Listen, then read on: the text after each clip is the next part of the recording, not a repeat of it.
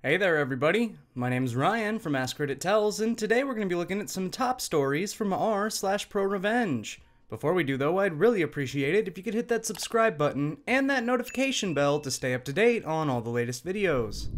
You slept with my girlfriend? Better watch your back. TLDR at bottom. Full disclosure, this isn't my story. It happened to a friend of mine who lives in the USA a long time ago, so dialogue isn't exact. He gave me permission to post it on Reddit. For ease of writing, I'll write it as if it happened to me. Due to the nature of the story, some details have been changed. Cast, me.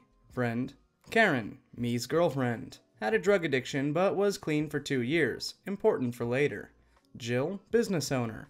Jake, old friend, a-hole of the century.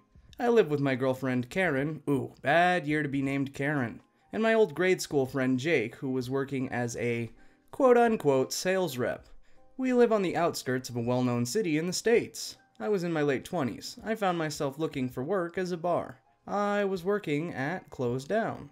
Knowing I was desperate for work, Jake calls me and tells me his new girlfriend Jill just purchased a motel/bar with a small kitchen and she is after hired help. Needless to say, I jump at the opportunity and Karen wasn't working. The bills were piling up and our health insurance was due. I called Jill and arranged to meet her at a new property to introduce myself. Jake made the introduction in person and had already told Jill I was hands-on DIY person with hospitality experience. Now to explain, my dad's a Sparky and believes if you can pay someone to fix something, you probably could do it cheaper yourself. He taught me lots and still does to this day.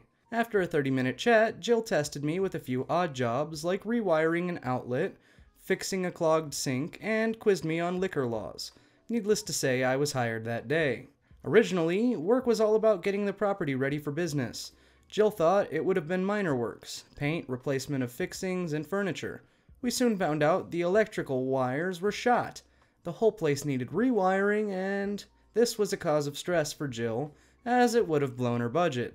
Lucky for Jill, my dad was between contracts and offered his services using leftover stock, already paid for from other jobs.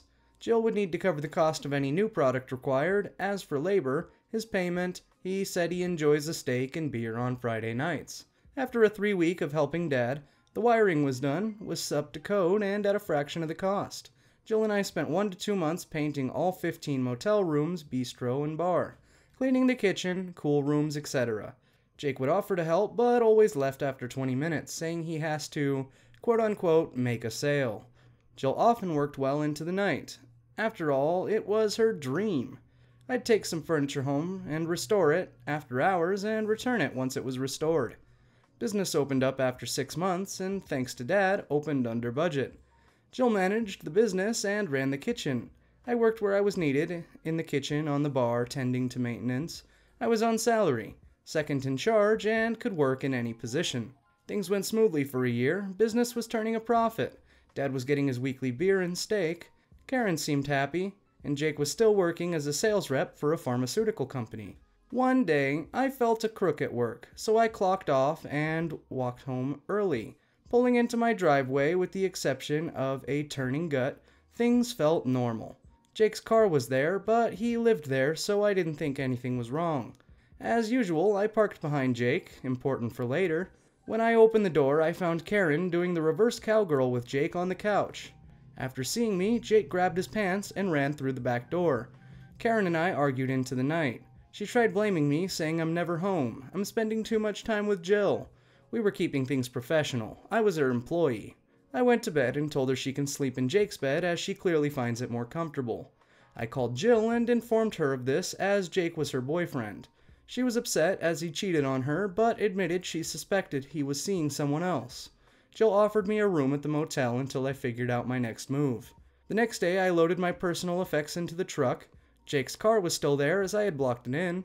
I told Karen she can keep the rental and the furniture. I said, Karen, I'd be back for my tools in a few hours, and I would appreciate it if she wasn't there. I went home that afternoon to load my tools into my truck. While I was grabbing something from under my workbench, I found a bag I wasn't familiar with. Upon closer inspection, I found a large quantity of little tablets. The way they were packed and hidden made me realize they were probably ecstasy. A thorough search of the house led to me finding 2 more bags and about $12K in cash. I put two and two together and realized that Jake's pharmaceutical sales job was code for drug dealer, and Jake probably traded pills to Karen for sex. I was beyond angry until I realized that I have all I need to get him back. The revenge. Jake's car still hadn't moved. I went inside and grabbed his spare keys, chucked on a pair of gloves that were in the garage, and I put half the money and one bag of drugs in his boot and thought, hang on, this won't pass. I removed his spare tire from the wheel well and put the bag in there. The other two bags, I threw them down the storm drain in a lakeway behind my house. As for the $6K in cash, Jake did cost me a house full of furniture. Just saying. I sent a message to both Jake and Karen with the typical hurt script. I can't believe you did this, we were friends, blah blah blah. I've left, I hope you two are happy together. I then made an anonymous tip to the local police and ATF about a man fitting Jake's description, loading what looks like drugs into the boot of a car that sounded like Jake's car, and provided a partial number plate. Number that matched Jake's car. It didn't take long for law enforcement to find the car and locate the drugs. What I wasn't counting on is Karen was driving the car at the time.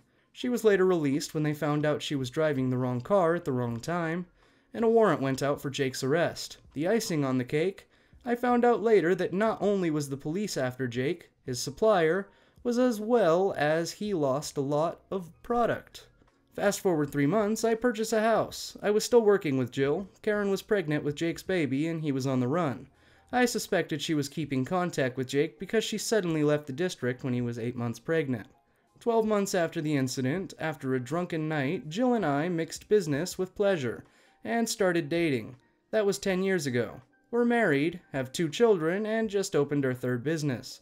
Dad still gets his weekly steak and beer. I did hear a rumor that Jake and Karen wound up in Alaska, but can't confirm this. I do feel a little bad about it now, because Jake made it possible for me to date Jill and live a wonderful life. I do hope he's well. Too long didn't read, best friend sleeps with my girlfriend, he now has police and drug gangs chasing him. Edit, my friend clarified why his dad did such a good deal for the electrical work. Apparently, he had a large contract canceled due to bankruptcy after the contract paid a sizable non-refundable deposit, which he uses for supplies. Basically, he had the materials already on hand and a few weeks suddenly free up.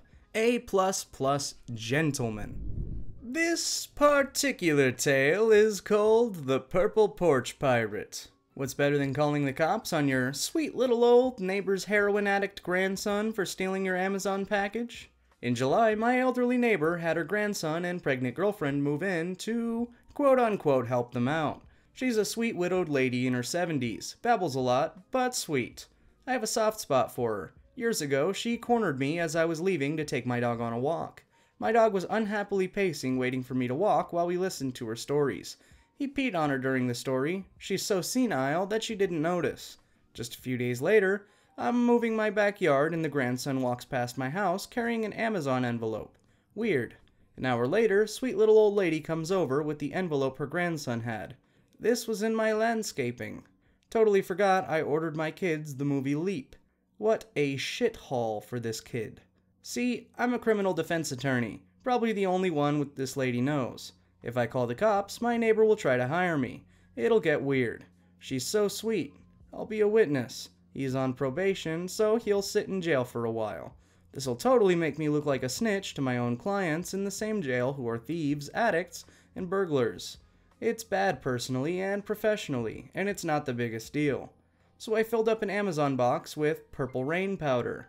That was ordered to my office. A dry dye that gets darker and spreads when it comes into contact with your sweat that lasts a week on your skin. Think leaking pen, times 50. Why? I want to shame him, and it won't come back on me. He's not going to call the cops for stealing my shit. He isn't going to tell his grandma that he stole from me, and if it makes a mess in her house, it's still cheaper for her than hiring a lawyer and paying her grandson's court costs and fines. Yep, package was gone in 20 minutes. I walk past the home, screams of anger at the pregnant girlfriend. This shit won't come off. It's all over my grandma's house. Priceless. The following day, I give him the head nod as he smokes a cigarette in a hoodie in July. He runs inside. Then I taught my kids to yell, "Smurf!" when he walks past. No snitching, just shame. And that tale brings us to the end of today's r/ProRevenge. If you liked it, you know the drill. Check out our other stuff and maybe even subscribe. As always, my name's Ryan, the official host of Askreddit Tells, and I look forward to seeing you guys in tomorrow's video. Ta-ta.